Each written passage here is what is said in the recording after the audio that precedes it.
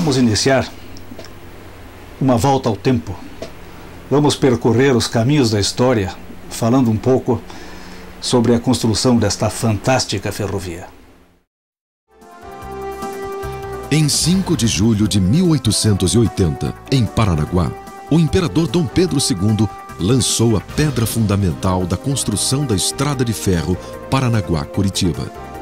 O início da realização de um sonho para muitos, algo considerado impossível de realizar para outros.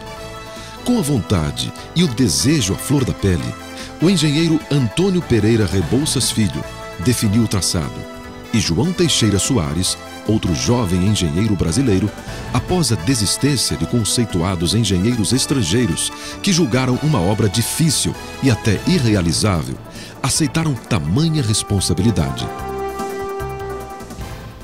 A ferrovia mostrava ser uma das construções mais difíceis do mundo em traçado ferroviário.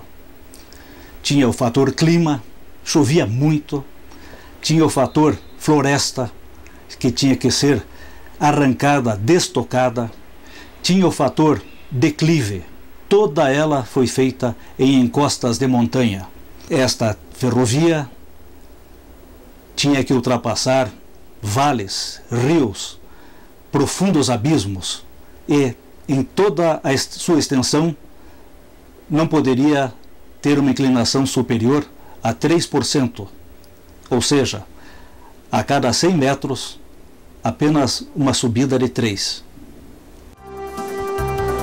No vai e vem dos movimentos de ferramentas rudimentares, o sonho dos pioneiros foi embalado, tornou-se grande, inadiável. E cheios de coragem e determinação, num tempo recorde, apenas 5 anos, de 1880 a 1885, todas as dificuldades foram vencidas, transformadas em realidade. Os 13 túneis que foram escavados nas montanhas de pura rocha nos mostram a determinação e força de vontade dos cerca de 9.000 homens que trabalharam nesta ferrovia. Superando um desafio ainda maior, 30 pontes e vários viadutos tiveram que ser construídos, interligando os grotões e penhascos existentes no trajeto.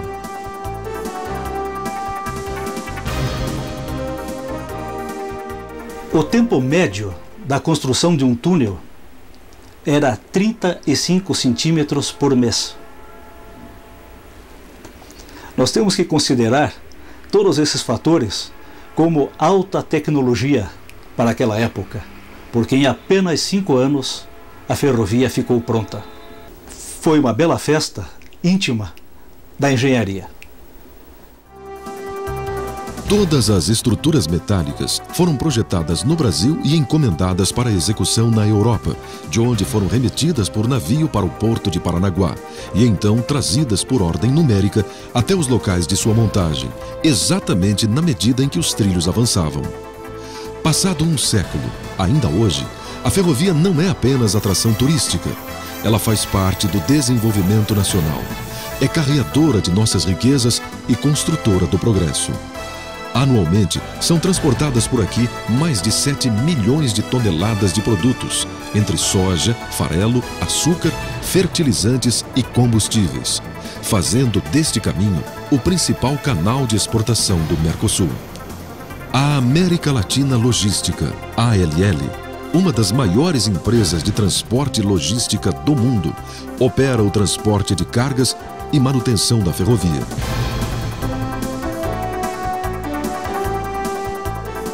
Já o transporte de passageiros está ao encargo da Serra Verde Express, nossa anfitriã neste passeio. O embarque ocorre na estação rodoferroviária de Curitiba. Os passageiros chegam armados de bolsas, mochilas e, principalmente, máquinas e filmadoras.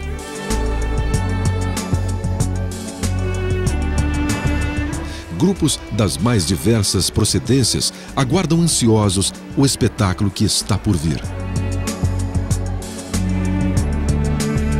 Pela plataforma, os passageiros acessam aos vagões.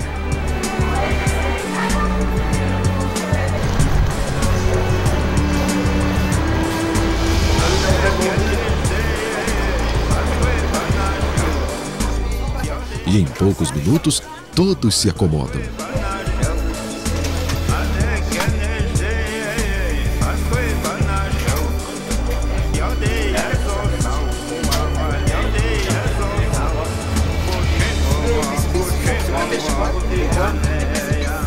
O clima é de grande felicidade e expectativa. Todos querem guardar as imagens. Parecem pressentir que a viagem será um grande acontecimento.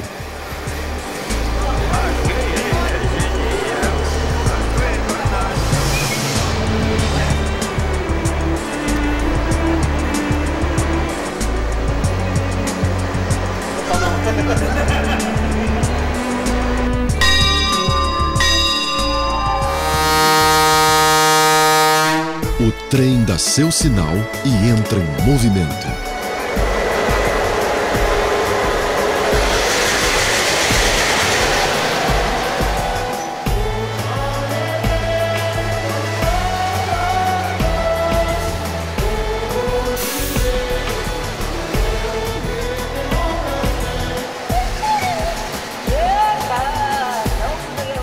Deixando a cidade de Curitiba, estamos a uma altitude de 889 metros acima do nível do mar.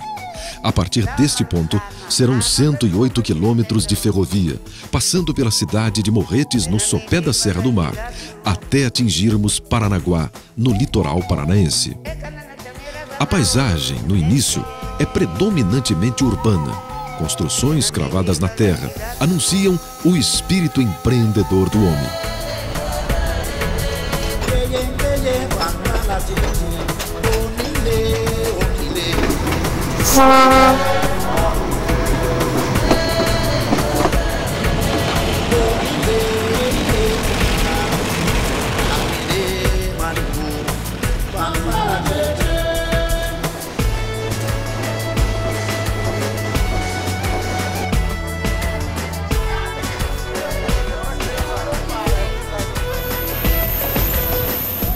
Logo, grandes pastos denunciam a existência de fazendas de particulares. Estamos passando pela região dos mananciais de Piraquara.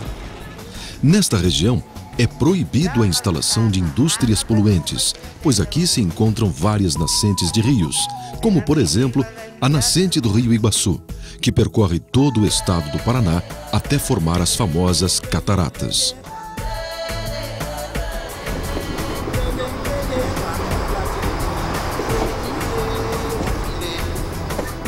No quilômetro 80 da ferrovia, nos aproximamos do primeiro túnel que vamos cruzar.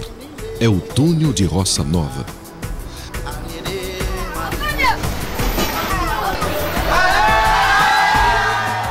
Aos gritos, os mais jovens expressam a alegria da sensação. Durante quase 1 minuto, permanecemos dentro de uma forte escuridão. O túnel 13 é o maior de todo o trajeto, tendo uma extensão de 457 metros em uma altitude de 955 metros acima do nível do mar. E ao rompermos o túnel 13, entramos definitivamente na Serra do Mar. Daqui até a estação do Marumbi se encontram os principais pontos do passeio. Serão vales e riachos de águas cristalinas. A beleza da vegetação em múltiplas tonalidades de verde.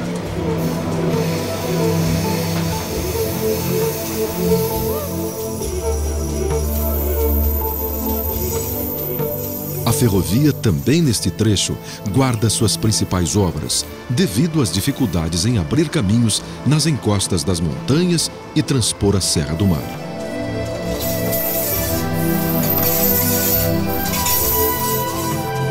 A Serra do Mar constitui um sistema montanhoso que se estende desde o estado do Espírito Santo até o sul de Santa Catarina. No estado do Paraná, divide o primeiro Planalto Paranaense e a planície costeira, e está dividida em diversos maciços de blocos altos e baixos, chamados de serras.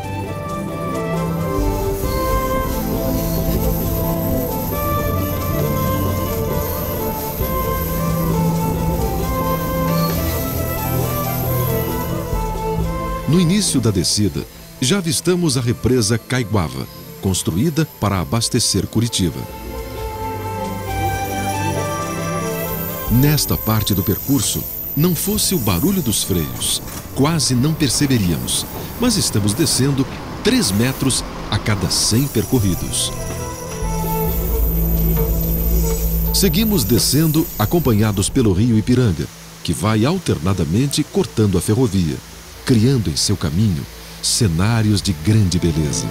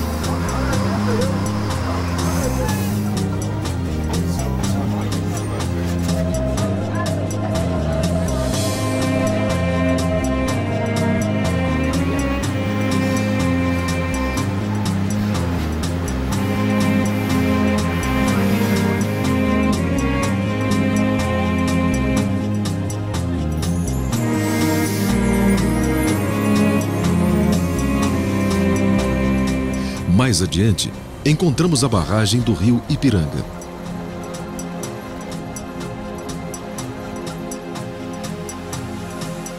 A princípio, a barragem foi construída para eletrificar o trecho, o que não se tornou viável. Atualmente, acumula água para movimentar as turbinas da usina de Marumbi. A água é conduzida por dutos até chegar na usina, que fica a 3 quilômetros daqui.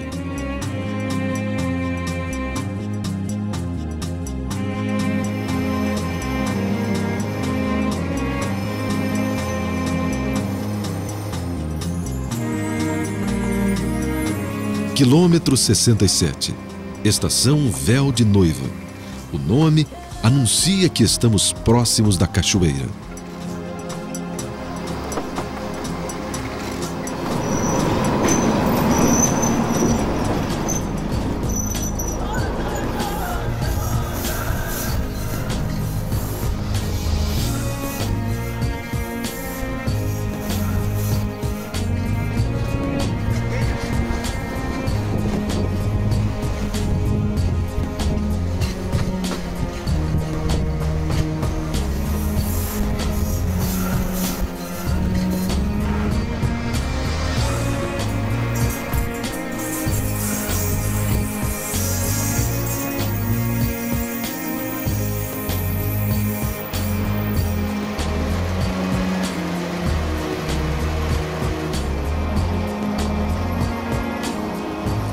Cruzamos o túnel 12 e, em seguida, reencontramos o rio Ipiranga, desta vez projetando-se envolto de espuma branca.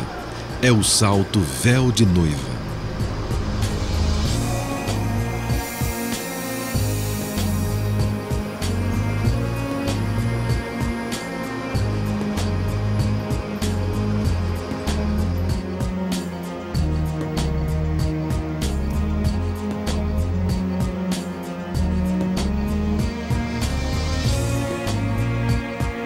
Logo após a cachoeira, avistamos o imponente Pico do Diabo, rochedo que se destaca apontando para o céu.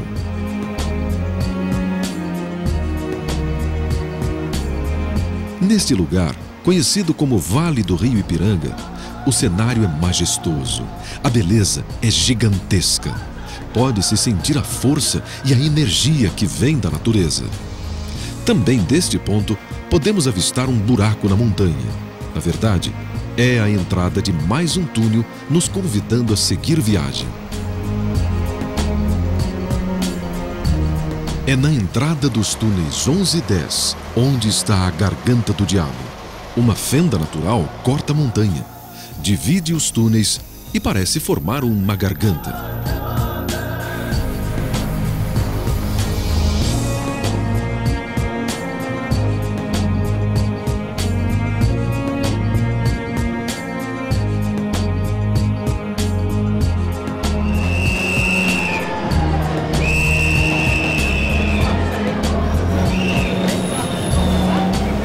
Túnel após o outro, e as imagens que se apresentam continuam fantásticas.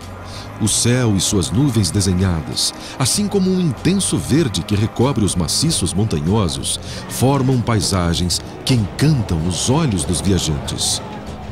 E quanto ao trem, ele continua a deslizar lentamente.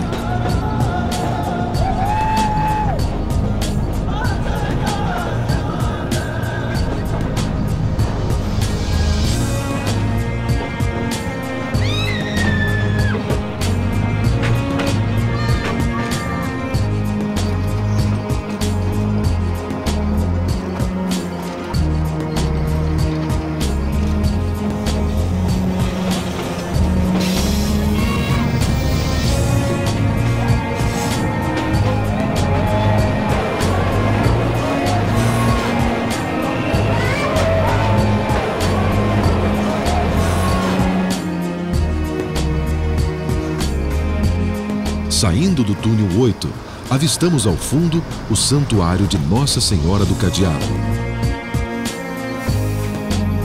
Monumento inaugurado em 1965 em comemoração aos 80 anos da ferrovia.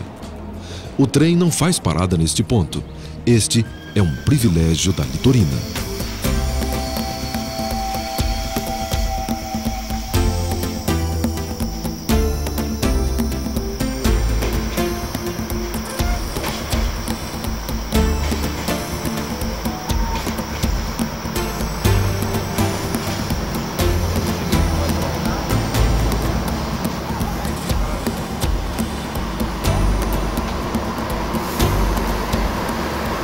A litorina, por ser um carro automotriz, pode realizar uma parada aqui, no Mirante do Cadeado, como é chamado o lugar. Os passageiros desembarcam e se apressam em registrar o momento.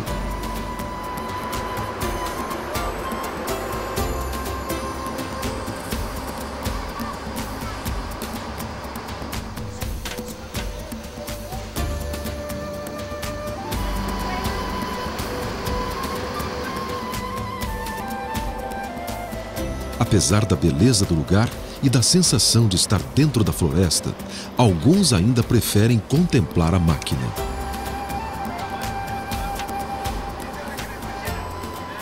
A automotriz, ou seja, que tem motorização própria, tem mesmo um charme todo especial. E não é de hoje, nem só aqui, que estas máquinas fazem sucesso. As litorinas começaram a rodar no final da década de 40 nos Estados Unidos e várias ferrovias americanas, canadenses e australianas as utilizam. As que rodam aqui foram fabricadas em 1962 pela Budd Corporation, na Filadélfia, toda em aço inoxidável. Possuem 2 motores diesel de 275 HPs cada. Os motores ficam embaixo do piso, cada um acionando um truque por transmissão hidráulica. Os modelos 7000 são os mais modernos, do tipo salão. Tem capacidade para 56 passageiros, pesam 41 toneladas e podem circular isoladamente ou em múltiplos. Nesta ferrovia, as litorinas ficam ainda mais bonitas, emolduradas pelos cenários que a natureza e o homem criaram.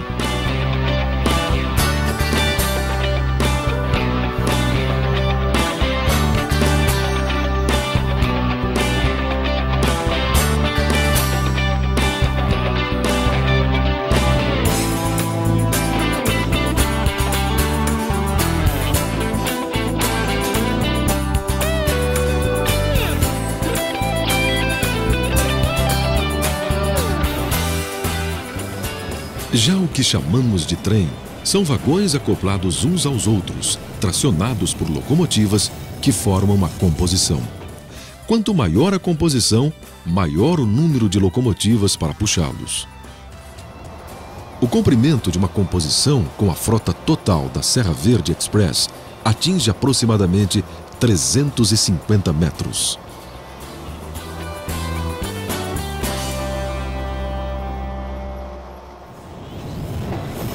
E a viagem continua.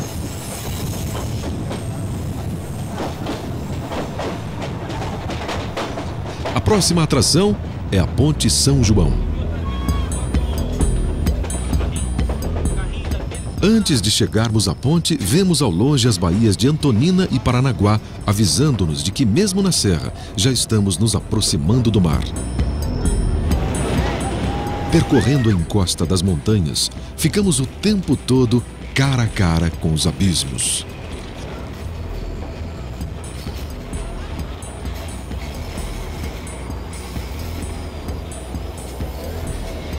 A Ponte São João foi a obra que, na época de sua construção, aparecia como o maior obstáculo à continuação dos trilhos até o Planalto.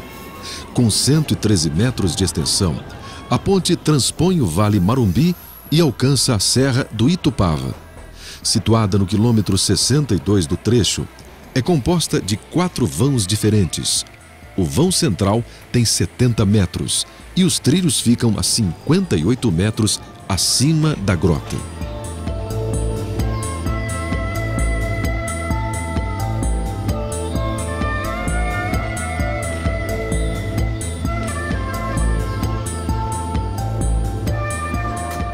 A partir daqui, dado as condições do relevo, vamos contar com mais um recurso para mostrar toda a beleza deste passeio. Uma equipe está partindo da cidade de Morretes e vem ao encontro da composição. Pelos cálculos do piloto e do maquinista, o encontro deverá ocorrer exatamente neste ponto do trajeto.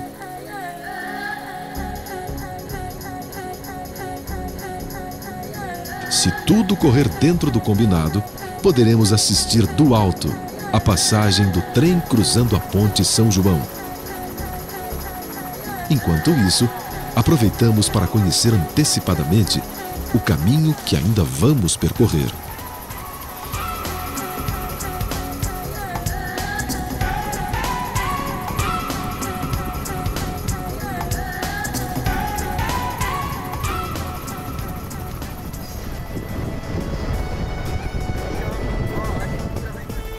E aí está, exatamente como fora planejado.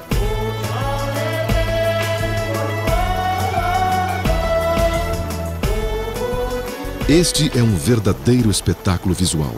Mais de um século após, a Ponte São João continua bela e imponente aos olhos de milhares de pessoas que por aqui passam.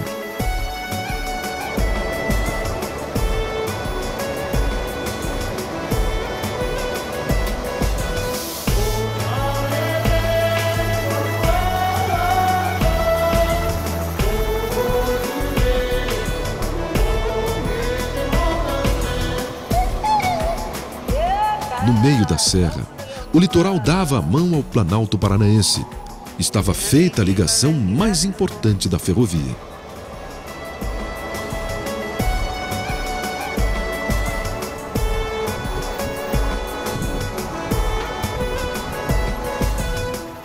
Uma beleza atrás da outra e quase não podemos nos preparar para cada uma das que ainda estão por vir.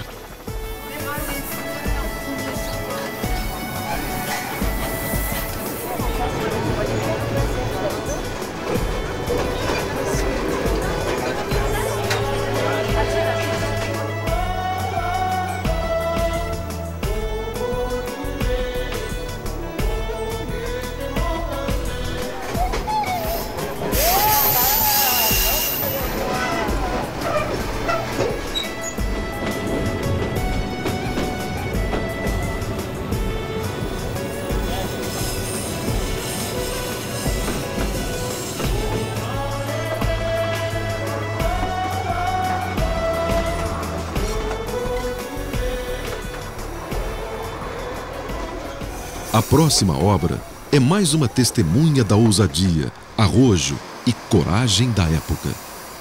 Assim que atravessamos o túnel 5, de repente, parece que o trem começa a flutuar no espaço.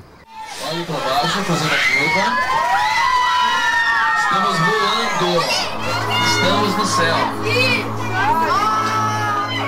Estamos sobre o viaduto do Carvalho. A sensação é de um voo panorâmico sobre a serra.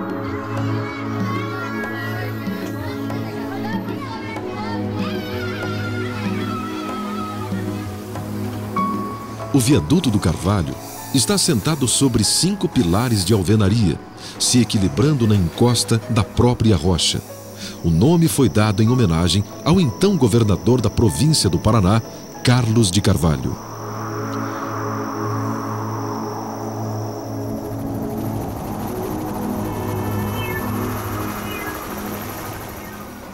Voltamos aos trilhos e já vamos chegar na estação do Marumbi, onde o trem faz uma breve parada para o desembarque de quem vai visitar o parque.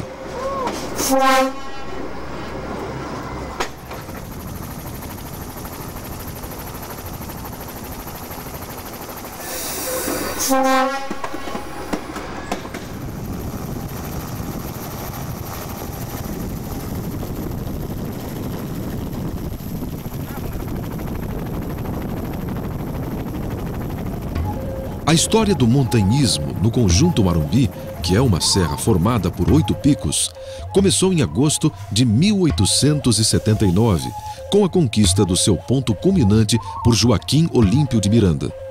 Desde então, a beleza deste lugar, que foi chamado pelos índios de Guarumbi, ou Montanha Azul, vem atraindo os amantes da natureza, conhecidos aqui como marumbinistas.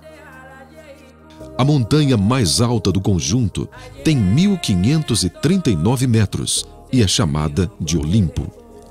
Em 1990, o governo do estado do Paraná transformou a região do Marumbi num parque estadual, abrangendo 2.342 hectares.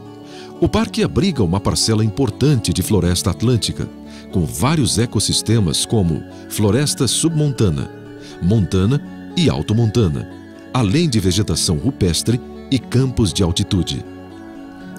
Para os que desejam escalar, é fácil chegar ao topo de uma das montanhas, pois além de todas as trilhas estarem devidamente identificadas, também podem contar com o apoio de guias especializados, como os da Associação de Condutores Marumbi. Olá, meu nome é Celso, eu faço parte da Associação de Condutores Marumbi. Vou levar vocês para fazer uma trilha no Morro do Rochedinho, morro que se localiza dentro da área do Parque Estadual Pico do Marumbi. Nesta trilha, nós poderemos fazer uma interpretação de fauna e flora, sendo que nesta região, que é um dos principais remanescentes de floresta atlântica do Brasil. A floresta atlântica possui camadas de vegetação claramente definidas. As copas das altas árvores chegam a atingir de 30 até 60 metros de altura. O tronco das árvores, normalmente liso, só se ramifica bem no alto para formar a copa. As copas das árvores tocam-se umas nas outras, formando uma massa de folhas e galhos que barra a passagem do sol. Numa parte mais baixa, nascem e crescem arbustos e pequenas árvores, formando os chamados subbosques.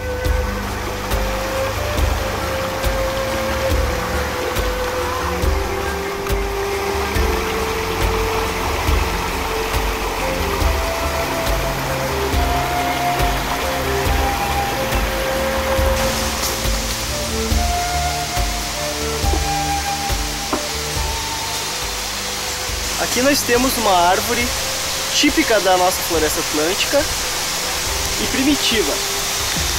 Ela chama-se embaúba. Ela é oca por dentro. Como vocês podem ver, a gente bate e ela emite um som.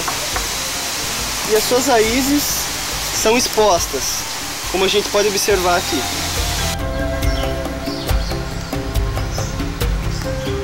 Tanto nas árvores mais altas como nas mais baixas, encontram-se várias outras espécies, como diversos tipos de cipós, bromélias, orquídeas e gavinhas.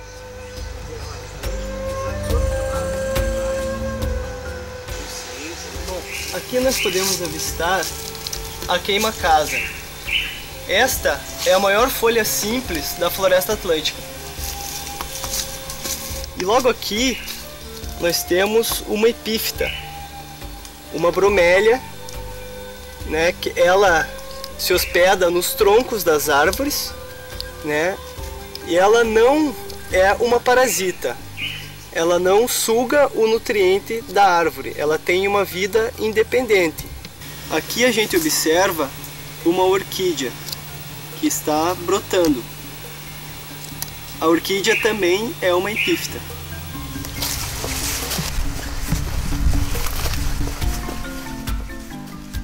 O piso da floresta é coberto pelas forrações.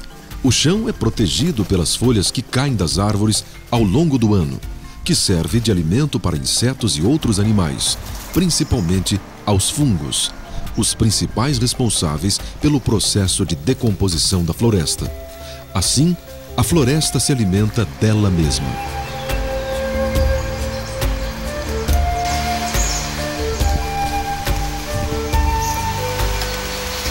Apesar de todo o trabalho de conscientização que a gente faz, algumas pessoas ainda deixam o lixo na trilha.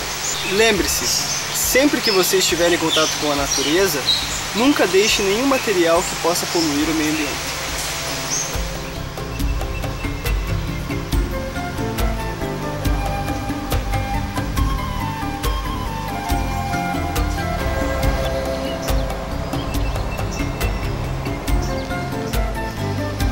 A rica diversidade faunística da floresta atlântica envolve espécies de mamíferos, anfíbios, répteis, peixes e aves. As espécies da família, popularmente conhecidas por saíras, estão entre as mais belas aves das florestas tropicais. Há espécies espalhadas por todo o Brasil e países vizinhos. É localmente comum em bordas de florestas, bosques e capoeiras.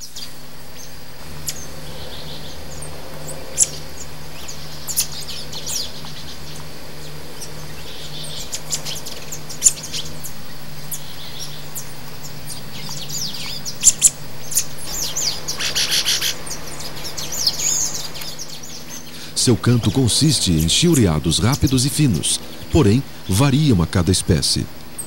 Medem de 11 a 15 centímetros, vivem aos pares ou em pequenos grupos, alimentam-se de frutas, legumes, verduras e insetos.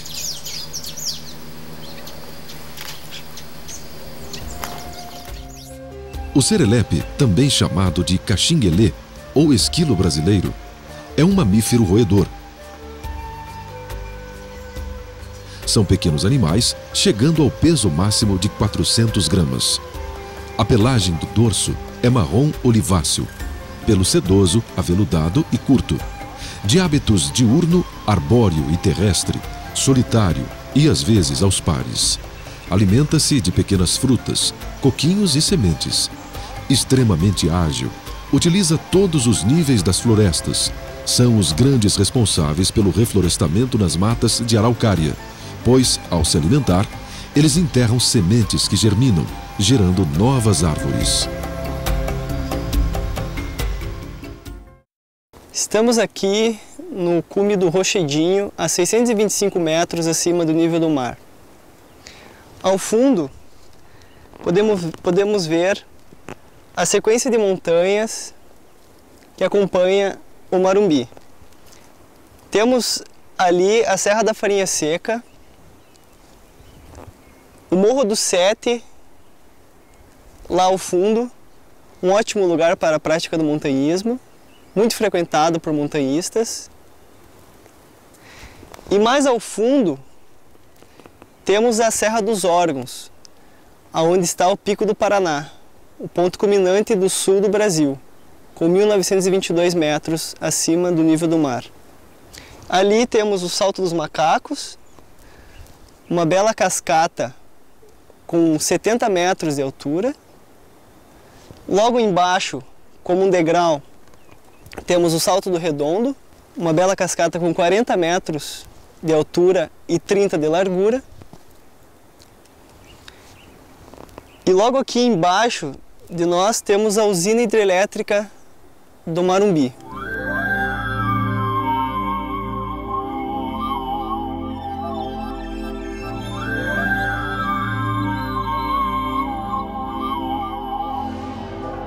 Hoje, estima-se que apenas 5% da floresta atlântica pode ser encontrada em nosso país, sendo que a floresta atlântica paranaense é a porção mais preservada.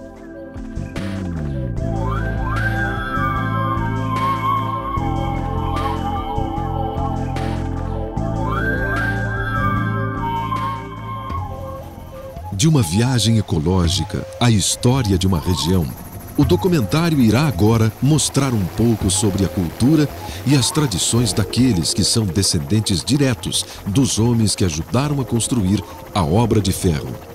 Conheceremos Morretes e Paranaguá, as mais importantes cidades na história da estrada que corta a natureza. Fundada em 1721, Morretes é uma das principais cidades históricas do Paraná. O povoado só tornou-se município em 1841, quando foi desmembrado de Antonina. Casarios antigos e bem conservados revelam a rica arquitetura colonial que pode ser observada num rápido passeio pelas ruas da cidade. No final do século XIX, o ciclo da erva mate fez crescer em muito a cidade, que recebeu uma intensa leva de imigrantes italianos, sírios, japoneses e alemães que se misturaram ao caboclo, construindo o perfil atual dos seus pouco mais de 13 mil habitantes. Cercada por pequenos morros, daí a origem de seu nome, Morretes abriga em seu território as mais expressivas belezas da Serra do Mar. O potencial turístico está expresso por toda a cidade. São trilhas, recantos, cachoeiras. A beleza, a cultura e a simplicidade de suas origens atraem cada vez mais visitantes.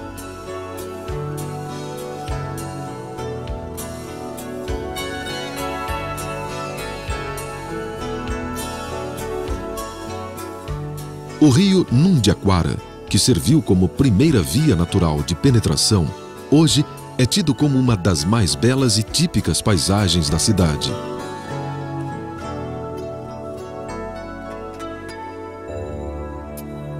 A religião também é marca deste povo, que com muita fé procura preservar suas igrejas.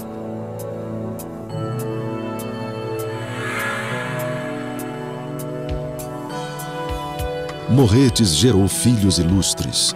Pinturas em óleo sobre tela, representando a Via Sacra, doadas pelo famoso pintor Teodoro de Bona, decoram a igreja matriz de Nossa Senhora do Porto.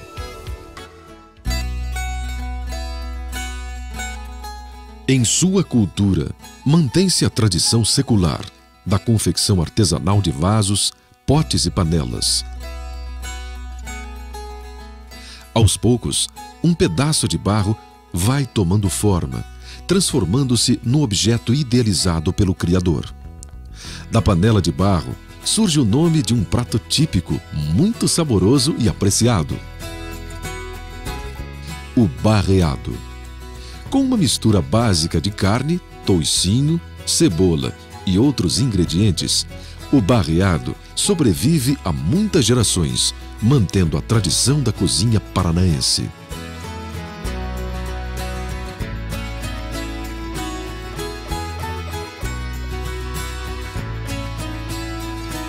Conhecer Morretes é conhecer um pouco do passado, uma pequena cidade, imensa em cultura e belezas naturais.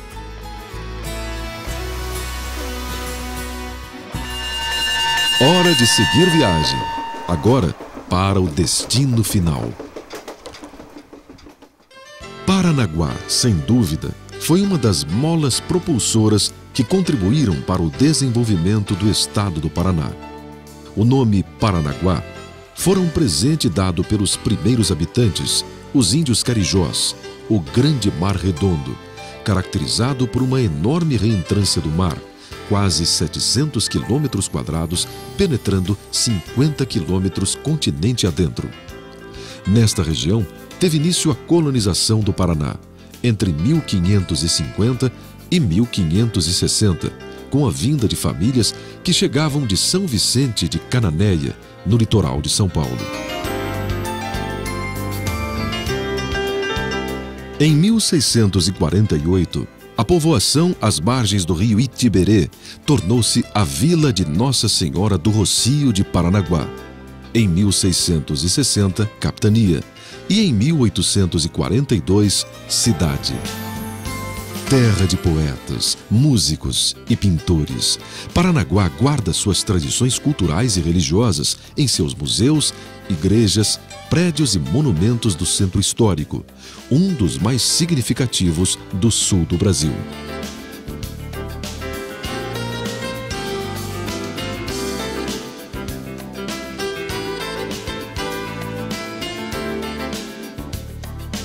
A economia do município está ligada ao Porto Dom Pedro II. Inaugurado em 1935, é um dos maiores em movimentação de carga no país e o primeiro da América Latina em embarque de grãos.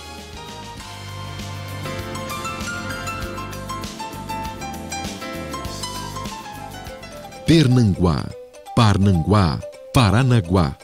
A vida e a história desta cidade está sempre ligada ao mar.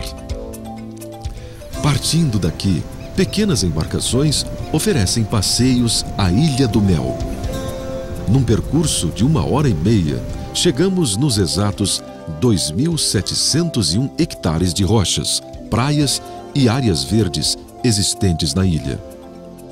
Quase toda a sua área foi transformada em estação ecológica em 1982 e mais tarde em reserva da biosfera. Como não existem ruas, uma série de trilhas conduzem os visitantes pela ilha. Construções históricas nos fazem voltar ao passado. A fortaleza Nossa Senhora dos Prazeres possui uma peculiaridade. Construída no século XVIII, seus canhões dispararam apenas um tiro de advertência em toda a sua existência. O Farol das Conchas, datado de 1872, no ponto mais alto da ilha, até hoje orienta os navegadores. O misticismo envolve a Gruta das Encantadas. Fantasias de lindas mulheres que atraem os homens nas noites de luar. Por se tratar de importante patrimônio ecológico, a ilha é protegida e só pode receber até 5.000 pessoas ao mesmo tempo.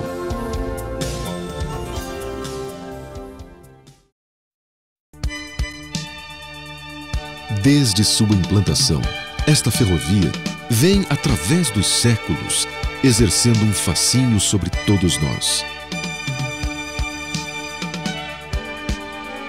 A ferrovia Paranaguá-Curitiba é um exemplo para as gerações atuais e futuras. É uma demonstração do que é capaz o homem na consecução dos seus objetivos.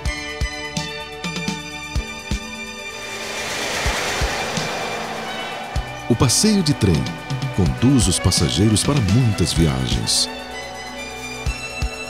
criando momentos únicos de lazer, emoção, aventura Estamos voando. Estamos no céu. e reflexão. É de dentro destas máquinas que se revive a história. É através de suas janelas que se constata o poder do Criador. É pela estrada de ferro que o homem compreende a importância de preservar o meio. Todos que por aqui passam levam mais que recordações. Uma viagem maravilhosa, paisagens belíssimas, lindo passeio, belas paisagens, pessoas agradáveis. Eu acho maravilhoso. Eu posso ver a grandeza de Deus, o Criador de tudo isso. Eu gostei muito. Foi uma sensação indescritível, né? Quer dizer, um homem diante da grandeza, né? Da natureza. Fica a impressão, está nas alturas, né? Então, se aproximando das alturas, a gente estaria se aproximando dele, né? É isso, o encontro com Deus, essa comunhão do homem, natureza, né? Águas, despenhadeiro, vegetação, por aí. Muito, muito gostoso.